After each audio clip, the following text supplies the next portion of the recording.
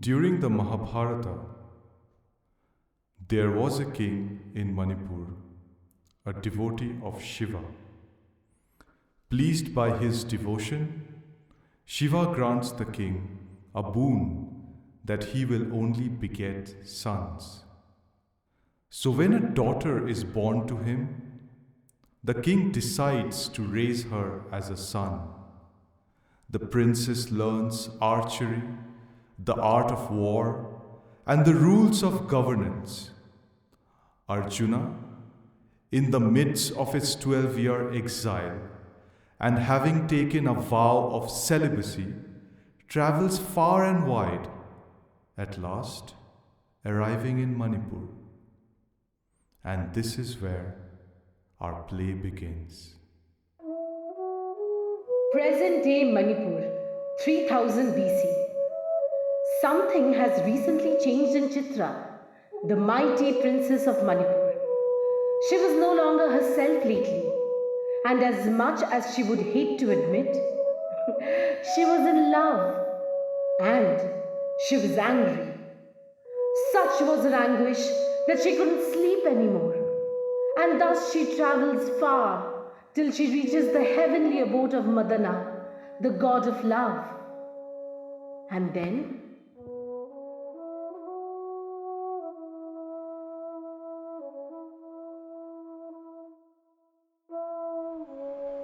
are you the Lord of Love? Yes, I am he, one who is born in the heart of Brahma. I bind in the bonds of pain and bliss, in the hearts of men and women. Who are you? And what is it that you want from me? I am Chitra, the daughter of the royal house of Manipur. My lord, let me tell you why I have come to see you. One day, I was taking a stroll through the forest by the banks of the Poorna river when I noticed a man lying before me on a bed of dry leaves. I asked him to move aside. He did not listen to me. Then I, with the end of my bow, pricked him content. Ouch! He leapt up straight. He looked amusedly at me. Perhaps because I was wearing a man's attire, or did I indeed look like a prude boy? But then something changed. Madana, something changed. For the first time in my life, I felt like a woman. Bravo, bravo, you did it again. Oh Brahma, oh Father, aren't you proud of me? The auspicious hour. I teach a man or a woman how to know themselves. Carry on, my child. Carry on. What next? I looked at him with awe and asked, "Who are you?" To which he replied, I am Arjuna. I stood there with my eyes transfixed on him. Could this really be him? The idol of my dreams? Yes, it could be, because the last I heard was that Arjuna, along with his brothers, had sworn to spend 12 years in celibacy. As I was lost in my doldrums, he suddenly vanished through the trees. The next day, I stripped off all my manly overalls and donned anklets, bracelets, and a waistband. I wore a pink silk sari and hastened to the forest where I saw Archana in the temple of Lord Shiva. Shame fell upon me like a thunderbolt, but I still stood there, unshattered, like a man. Only his last words I remember, as they pierced me deep like hot needles. I have taken a vow of celibacy. I am not fit to be your man. Ouch! That must have hurt. The words of a man? My lord, teach me your lessons.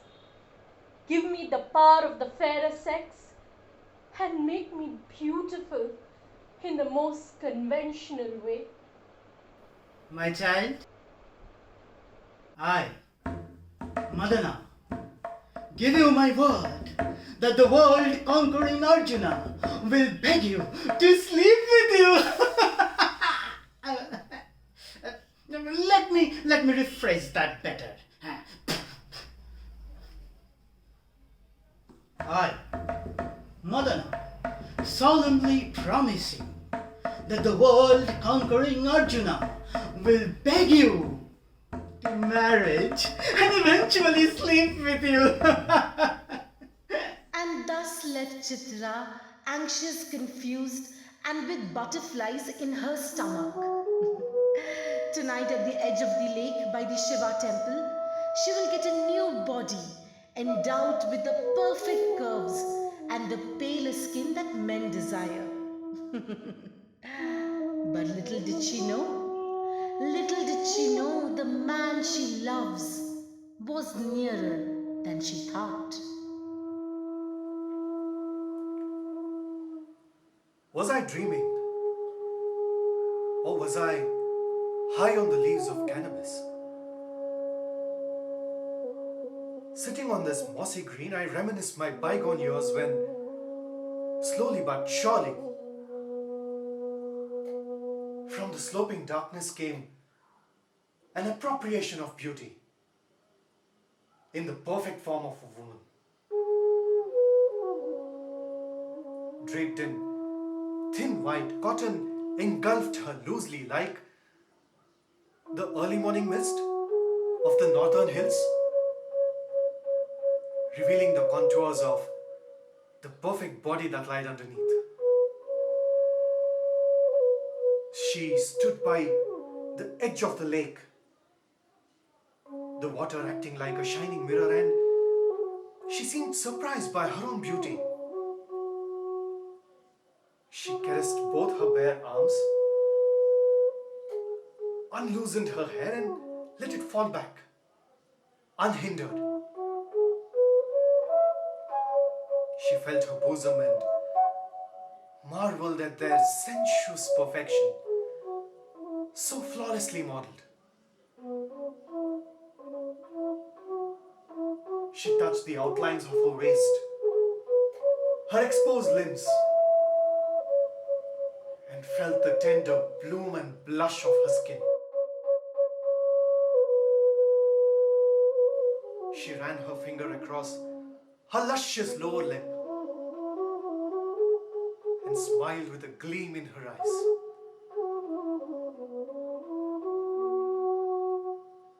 But then, like the wind changes its directions, she stopped. Her smile obliterated into a quiet sadness. Her eyes watered. In a quick motion, she bound up her tresses, lowered her arms, and sighed deeply. And then, like a graceful evening makes way for the night, she faded into the darkness, leaving a lingering sadness in her surroundings.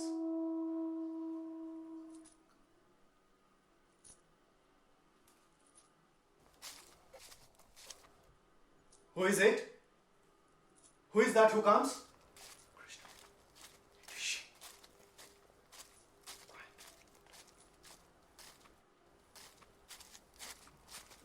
Fear not, my lady. I am a Kshatriya. Honored sir, you are my guest. And if you stop looking at my breast. I beg your pardon? Nothing. I said, you are my honored guest. I live in this temple. If you don't mind, can I ask you a question? By all means, please ask. Are you unmarried? What vow banishes you to this temple when men everywhere would be looking to bed you? Wed you. I'm saving myself for someone special. And for the fulfillment of which, I offer daily prayers to Lord Shiva. Who's the lucky man who has captured your heart? How do you know it's a man and not a woman?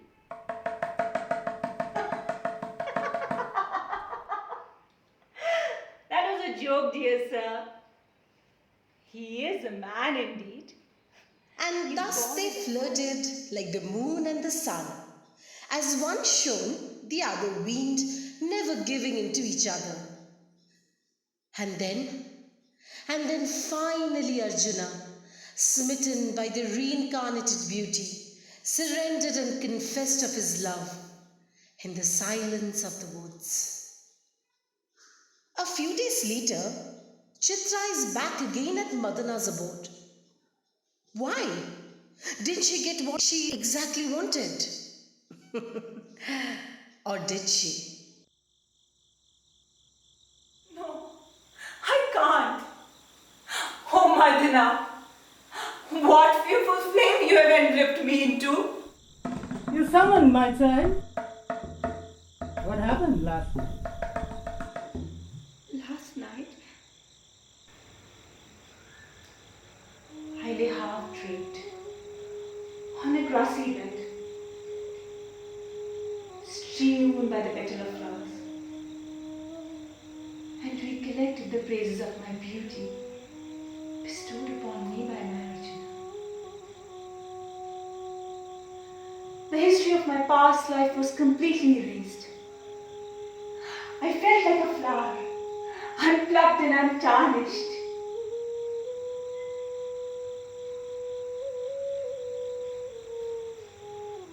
The southern breeze caressed me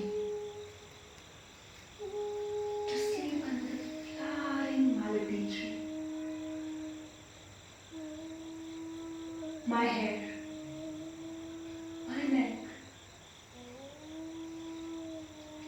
my breast and my limbs. Each flower chose a bed to die on.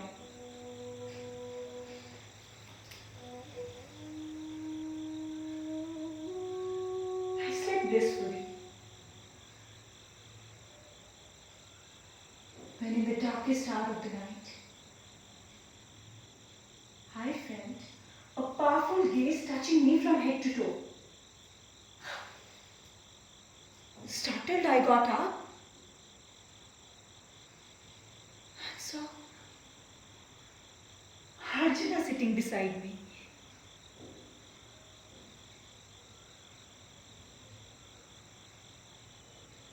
And then I looked into his eyes, which was piercing under my thin nightly attire, craving for what is beneath. I forgot everything and said, take me, my lord, take my all. Chitra, it is like honey to my ears, oh Chitra. What happened next? And in the morning, I saw him lay asleep with a pleasant smile on his face. Of course.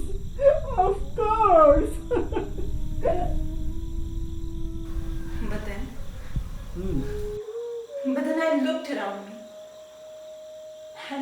same old earth, the same old dust.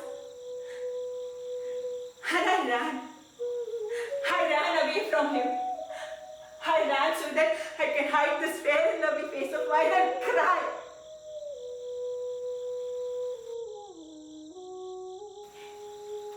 My own body has become my own rival.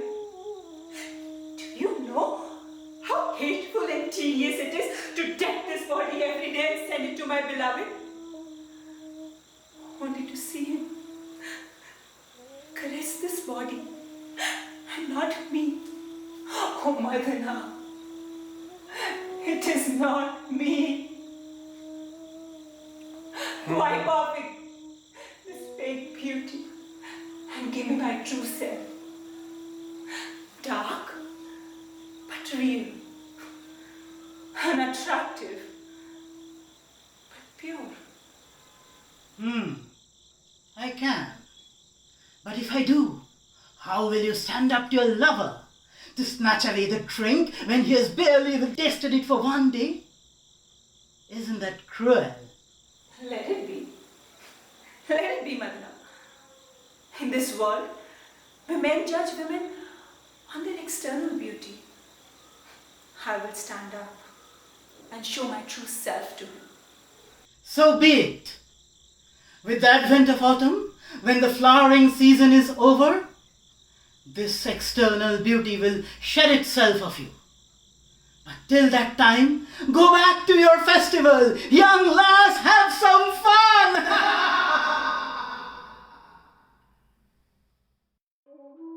The winds chirped and the birds gushed. The sun bloomed and the flowers shone. As spring blossomed on earth, so did the love between Chitra and Arjuna. But while the gods smirked at their discourse, the two mortals revelled in each other, in the present and the now, attaining the coveted nirvana sought by their sages over the ages. Why do you watch me like that? I watch how you weave this garland to perfection. And what are you thinking? I'm thinking, with the same lightness and grace, you're weaving my days in exile into an immortal wealth, to crown me when I return home. Home? But this love is not for home. Not for a home? No. Take to your home the one who's strong. Leave this wildflower here, where it is born. Leave it to die its death beautifully under the fading blossoms and decaying leaves. Is ours that kind of love? Yes. Are you regretting? The one which is meant for leisure days has to come to an end.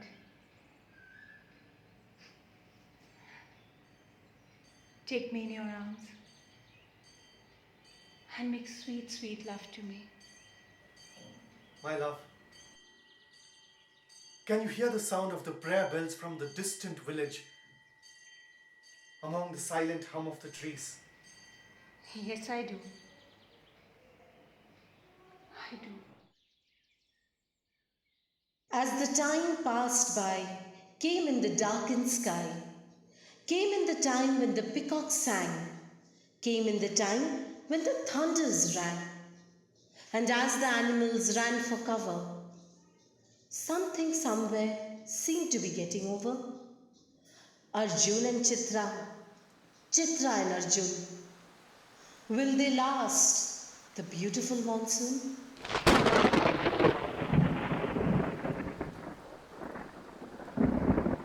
What are you thinking, Arjuna? I'm thinking of going on a hunt today. See how the rain pours in torrents and beats across the hillsides.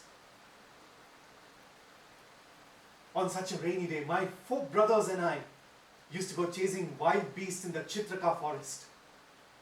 Some good times they were. woods surrounded by the scream of 100 peacocks. And the timid deer could not hear our approaching footsteps. The restless child in me misses those bygone days. My love, I had always wanted to ask. Have you no home? No family? Why the sudden inquisitiveness? Are hours of mad unthinking love over? And no more what you see before you. That is why you always seem to elude me. My heart is unsatisfied. My mind has no peace. Why this vain effort of keeping a tint of cloud? When you know it will just slip off one day. Do not hope to pacify love with airy nothings, my dear. Give me something to hold on to. Something that lasts longer than pleasure. This year is not undone. But this body, its days are numbered.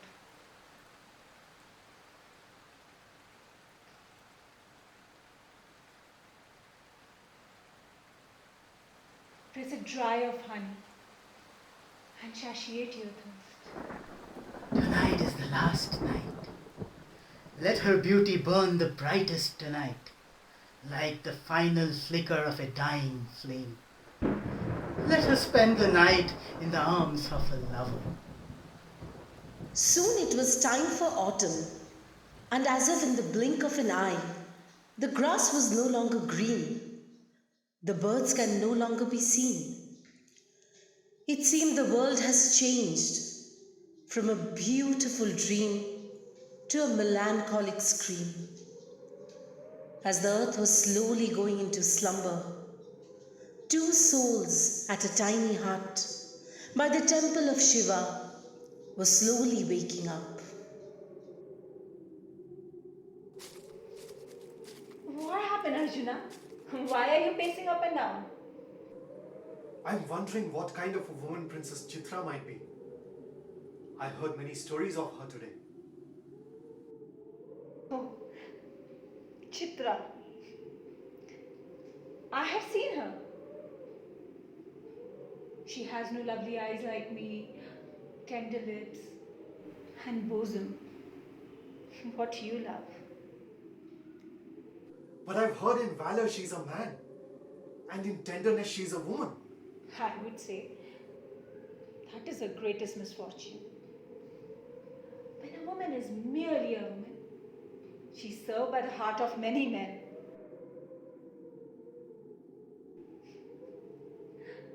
Let us leave that. Come, let's go to bed. Not today, my love. I've heard a horde of barbaric robbers have come to loot and plunder the village. I must go protect the villagers. You don't have to worry about that. Princess Chitra had made all arrangements before she left. Yet permit me for a short while to do my Kshatriya dharma. What occupies your mind today? Chitra? Yes. It was Chitra. For the fulfillment of what vow would she abandon her people? My heart is restless, fair one. Come with me, let us both ride away on our swift horses side by side, away from this stubborn green gloom.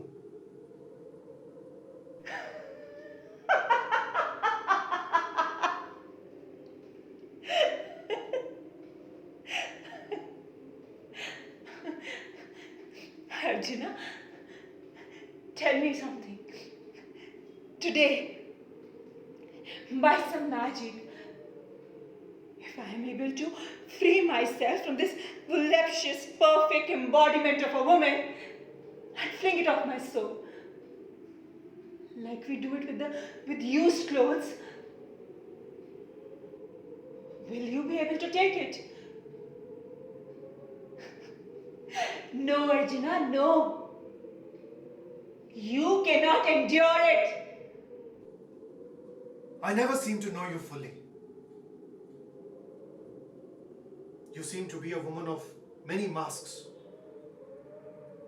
Thus, my love always feels unsatisfied, incomplete.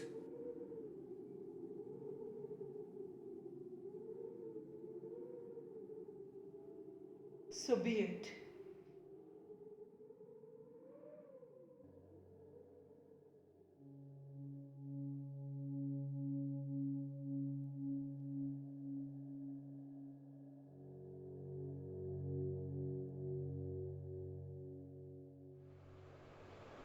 My lord, has the cup been drained from the last drop? Is this really the end? No. When all is done, there's something that still remains. And this is my last sacrifice at your feet. I'm no longer perfect with those extended eyelashes, luscious red lips, and skin that glistens in the darkest of nights. My body, unwomanly without those erotic curves. My garments are unkempt and dirty, not like those of a woman. My feet are rough. I'm a traveler of the great world path. Where will I achieve perfect womanly beauty? All I have to offer is my heart, the heart of a woman, and all that goes with it.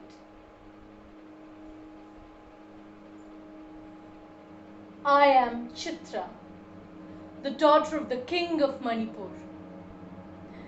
Yes, my lord, I am that woman who came loaded with ornaments on her manly body. I am her.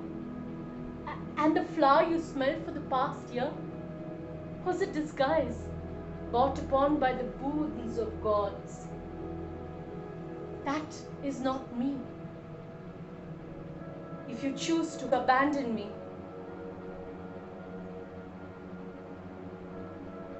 I will raise our child by myself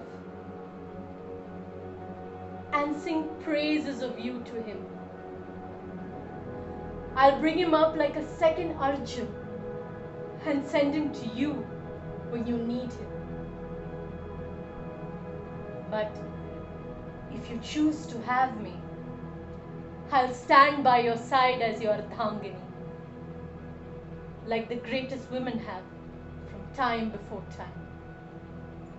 Today, in this auspicious hour, as the Virgin Virgo ascends the sky, I present to you Chitra, a woman in manly clothes.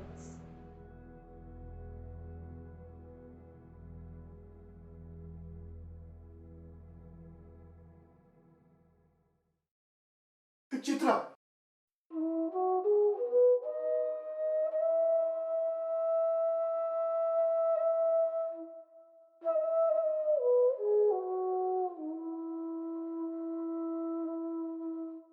May our union be an epitome for generations to come. When the time comes that women are loved, shamed, maligned or judged only for their external appearance, may the world say that once upon a time there was Chitra and Arjuna, a beautiful union of a man and a woman.